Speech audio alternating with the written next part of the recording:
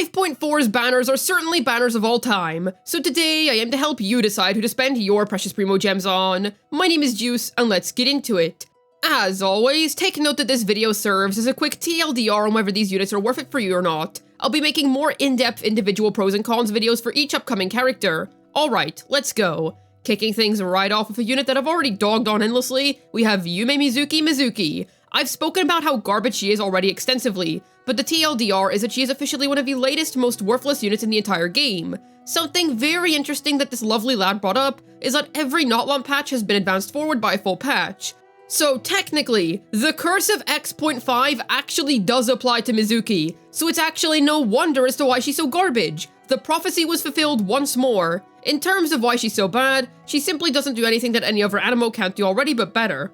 She does have a unique utility in buffing swirls, which is a cool gimmick. Fair enough. However, that doesn't really matter when you consider how every other animo outperforms Mizuki in her supposed best installed teams. Her swirl buffing is not equivalent to the buffing that other characters feature. For example, Sucrose has her fantastic EM share, which is better than anything Mizuki could ever do by leaps and bounds. Also, Taser is supposed to be a free-to-play friendly team archetype. However, this character is unable to proc Yolan or Xingqiu while in her burst state, because she can't do normal attacks during them. Not being able to use Xingqiu is a choice of all time, because he's literally the main free-to-play Hydro option for a Taser team. This forces her into using Lady Furina, regardless of whether you want to or not. I truly don't understand this decision, because her healing meant that she already had good synergy with the Hydro Archon. With the way that things are now, you're forced into using Lady Furina in her teams, which seriously hurts her roster flexibility.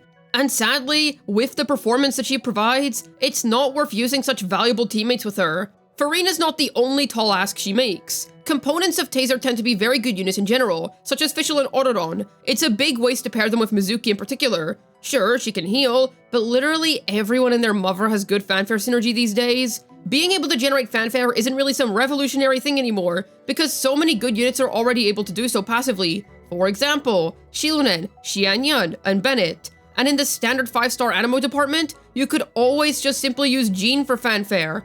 Not being able to proc Xingqiu or Yolan also means that she can't proc any procs-based characters in general, only further limiting her potential team options. She only starts to compete within Taser teams up against other animo drivers when you land upon constellations. Keywords: other animo drivers. If we're talking about drivers in general, then we're revoking Mizuki's license, because she's gonna be road raging when she realizes how far behind the others she is.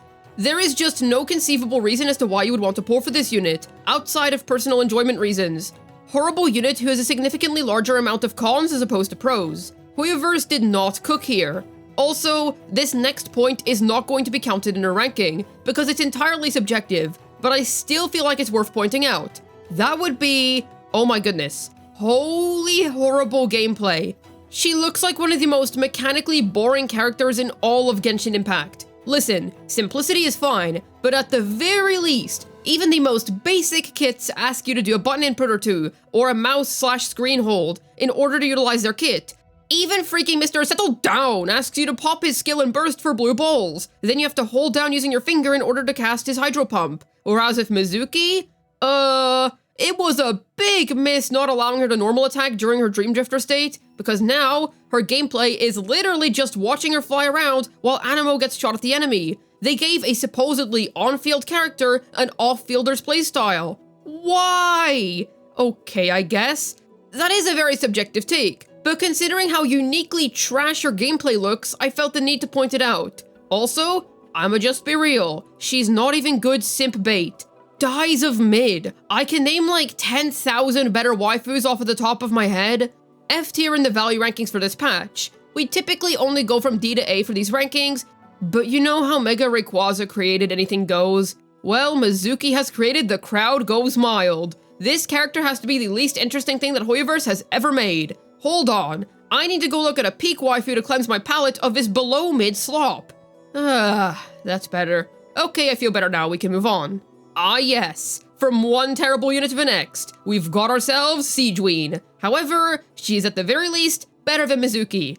The absolute bar. Anyways, unlike the former, she's at least competitive when compared against her main competition in her best installed teams, that being Kokomi. what they tried to do with Sigewinne is interesting. You see, from C0 to 5, Lady Furina is a support. You can't main DPS her, unless you force it through using her as a physical unit, or by using Candace to infuse her normal attacks of Hydro. With that being said, there are 2 units who can allow you to quote-unquote main Furina without having C6. Those being Klee and Sigewinne, because both of these characters, when played with Furina, care less about their own damage, and a whole lot more about driving our dear Hydro Archon.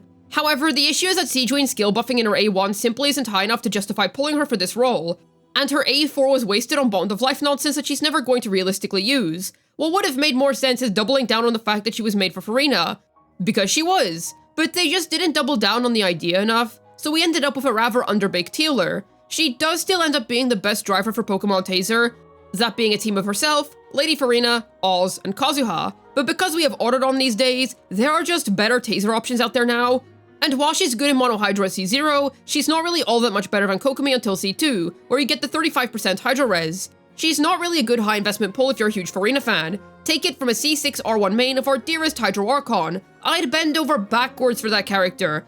But even I ended up skipping Sigewinne in the end, because Kokomi does the same job just fine. Constellations such as C2 Shilonen also do way more for Furina if you care about her personal damage. Plus, if you're interested in DPS Furina from C0 to 5, or rather quote-unquote off-field DPS Furina, Klee is just a better pick. Her damage is a whole lot more significant because she'll be vaping a lot, and she applies so much pyro to the point where your Hydro Archon will be vaping every single hit, regardless of elemental application inconsistencies. In an ideal world, you skip both Sigewinne and Klee, then pull for more Furina copies. But for this really specific type of playstyle, Klee is way better. Also, without Sigewinne's signature, you have to build her on triple HP, as opposed to giving her a crit rate circlet, so you won't even be able to enjoy any personal damage qualities that she may have, unless you're willing to double down and pull signature for a character that's not already very good at base, which I obviously don't recommend.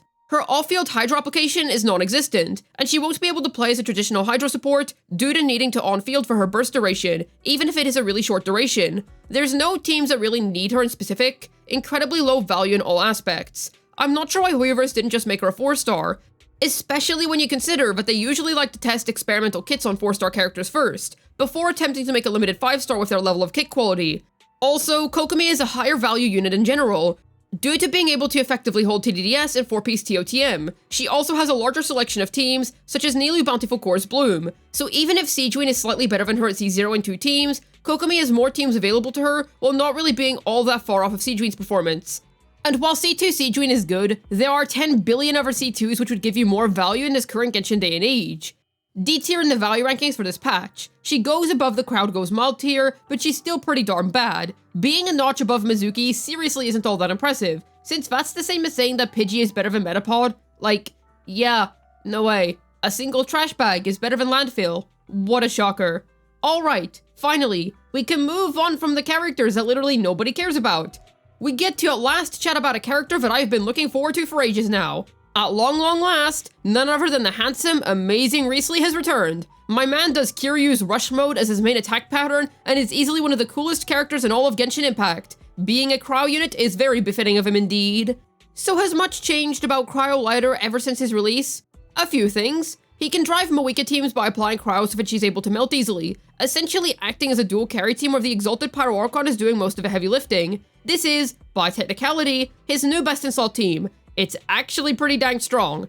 Obviously using Sitlolly and having Moika as the main DPS would be stronger, but this is still a fun use case for the guy that takes advantage of recent character releases. Otherwise, for his own damage, the tried and true team of Wriothesely, Bennett, Xiangling, and Furina still remains as an excellent choice for him. His teammates help out a lot when it comes to his damage output. I will say that's something to consider with this guy. His teams are generally very expensive in terms of opportunity cost, because he asks to use very high demand flexible units. Does he utilize them well? In my opinion, yes. His overall team comps are actually quite good, but even so, that's something to consider. Plus, he's definitely not the only character capable of driving those three. I should also bring up how he can feel a bit clunky to play down at C0. You see, whenever he falls below 60% HP, he's able to do a charge attack which heals himself. He has HP loss mechanics built into his kit via his skill enhanced normal attacks. Sounds all fine and dandy, yes? Well, you see, if you try not to bring a healer, he doesn't really heal himself enough. And if you bring a healer, he'll often be overhealed, meaning that you can't execute his enhanced charge attack consistently, so down at C0, you're going to be handicapped in some way, shape, or form. C1 alleviates this. This is because instead of having to awkwardly manage his HP amounts, after his 5th normal attack, you'll gain the enhanced charge attack aura and be able to consistently fire off enhanced charge attacks. It's absolutely excellent quality of life that seriously enhances his ease of use. The C1 also improves his damage output for enhancing the power of said charge attack and extending his buffed up skill state. He feels so much more complete once you've attained an additional copy of him, but let's be real, most Wriothesely simps have been saving for like 1 billion years at this stage, so they probably have enough to C6 him for free, let alone only getting C1. Jokes aside, that is pretty relevant to consider. I do not consider not having his C1 to be as much of a detriment as not having C1 or Xianyun is for Hu Tao, or not having C1 for Chiori. He'll still feel fine down at C0, if not just a bit clunky is all, but an extra copy undeniably helps. The good news is that, even if his signature weapon is really good for him as you might expect, it's nowhere near as much of a need as his C1 is. You can get away fine with Widze or any other stereotypically good DPS catalyst on him. I'd also like to mention that he's currently the best crowd DPS. I mean, okay, that's not really saying anything, because that's just as much of a nothing statement as Sigewinne is better than Mizuki. He is the best of the worst, but with that being said, he is actually a good DPS. He's nowhere near as typically bad as most Crow units are. Sure, he's obviously not going to be breaking any records, but he's absolutely a very serviceable DPS. If you're someone who's trying to collect a damage dealer of every element, then Wriothesely is your best bet in terms of your Crow pick. Also, outside of HP management, he's really easy to understand and play, making him accessible. I also think that his playstyle is really cool, because he enters rush mode every time he attacks, and I think that's pretty neat, dude. Also, he's smoking hot despite being a Crow character, so that's a massive bonus. Not as hot as Best Boy Lighter, but he's definitely a top 5 gacha game male. He's actually in my top 5 favorites in Genshin, so there you go. Top of A tier for this patch's value rankings. I mean, he's above 2 of the most garbage units I have ever seen in my life. So it's not like this ranking is super impressive or anything, but I'd say A is fair. You'll get good performance out of him and his teams if you choose to invest into him, even if said performance is not as top-notch when compared to other current main DPS characters. Also, major bonus points for owning a jail and being the king of the murky depths. That sounds cool as all heck. And now, the best for last. Our beloved Lady Furina de Fontaine. One of my favorite characters of all time, and also the best character in all of Genshin Impact. Listen, we all know the drill at this stage. Her fame precedes her, which is to be expected of such a glamorous celebrity such as herself. She is the one and only damage bonus percent buffer, with constellation value that is through the roof. Enabling every single DPS in the game to use 4-piece hunters, she strikes her way into every team in style, being the most effectively versatile character in all of Genshin Impact, and it's not even close. Hydro application, saving healers from their former meta graves, solid personal damage, the second best character story that Hoyoverse has ever done. Sorry, but Harimasa's story quest takes the cake these days. But anyways, you get the idea. She is Hoyoverse's magnum opus, their masterclass of both character design and storytelling. We all know why she's good. And if you're a newer player that doesn't really get the hype behind her, the TLDR is that she's easily one of the best buffers in the entire game, while being the best overall character due to the sheer value that she adds to basically every team. So what I want to focus on are important changes that have come about, and also talk about her constellations a bit, since many might be considering getting more copies of her. C2 Shilonen has become a new excellent form of high Primogem based investment for her, thanks to the huge HP percent buff. I would say at this stage, just pull Uraku Mizugiri for Furina instead of Splendor, unless you want the fancy drip of Splendor, because Uraku is a much better weapon for an account on the whole. You'll be proccing its passive with Shilonen in round 2. If you already have Splendor, don't worry, it's still Furina's best in slot, but I think Uraku is just as good of a pull at this stage. Kiev Kaj Nisut is always going to be delicious for her vape teams, especially for Klee driver comps. As always, get C2 Furina first before caring for her personal damage, because C2 is when her personal damage genuinely becomes really impressive. Constellations on her are as worth it as ever, as they continue to boost up the performance of not only one team, but every team on your account that can manage a healer. C1 is really recommended too, because now C0 has to compete with Cinder City's crazy front load. C1 cuts down her buff's backload by a lot, while increasing the amount of damage bonus percent that she offers on the whole. I will say that she has competition in Pyro main DPS teams these days, because Lolly on 4-piece in City beats a C0 Furina in these comps now. Remember when I always said that the moment that Melt got any attention it would annihilate the meta? Yeah, well, look where we are now, folks. Yeah, with that being said, Furina is a far more versatile unit, therefore maintaining her #1 throne. And once again, investing into Furina means that you're investing into 95% of the teams in this game, the remaining 5% being a couple of teams that have literally 0 use for her damage bonus percent and Bond of Life teams, which, by the way, Even Clorox Bleach can use her pretty comfortably, and if you can clear fast enough, then Arla Furina is a perfectly fine synergy. Even if Sitlolly's better in this team, she still works very, very well with Moika, and all of her Pyro main DPSs. She's a part of a legendary Celestia Killer Novelette team, and is on the whole an immortal character in the meta. For the next 500 years, she shall be relevant in the Genshin meta. For anyone who is a C2 to 3 wondering if C4 to 6 is worth it, as a C6 R1 main myself, her C6 is busted, because it feels like you can use it anywhere. You either get a crazy Hydro DPS, or a crazy self-sustaining Hydro support. But if you don't care about Furina herself that much, and just want a broken Hydro damage dealer, go for C1 Mualani instead. You'll miss out on the versatility, but it hones in on your personal goal more effectively. My advice to anybody who has her at C0, try to get C2. If you're at C2, consider C3. From there, decide whether you want C4 to 6, because C4 is mostly nice for ER economy, negating any need for FAF at that stage, unless you want a team-wide white energy particle still. And C6? Listen, as the resident C6 Furina de Fontaine main, let me just tell you this now. That'll all be getting its own video, but for now, know that she's a great C6 to have due to her versatility. She's not locked to one playstyle, so you can't really get bored of her. However, she won't be as high stealing as the top echelon of C6 characters. So keep that all in mind. SS plus tier in the value rankings. What is there to say that hasn't been said already about this character? She is the absolute best in the game, no questions asked.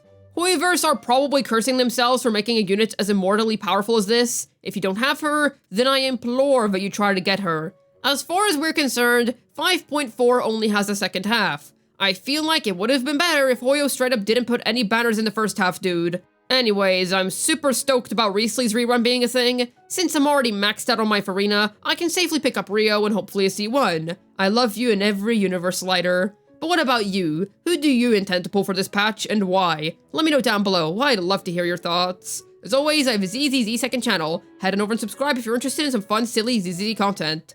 I'd also like to mention that I stream on Twitch. I stream once a week, every week on Saturdays, starting from 3 PM UK time. Come along so that we can play Wuthering Waves, ZZ, and do some other fun stuff together. Hopefully this video was able to tell you which characters will get you the best bang for your Primogem in version 5.4. This has been Juice, signing out, and brace yourselves everyone. I think that the first half of 5.4 is absolutely going to be the deadest patch in all of Genshin history.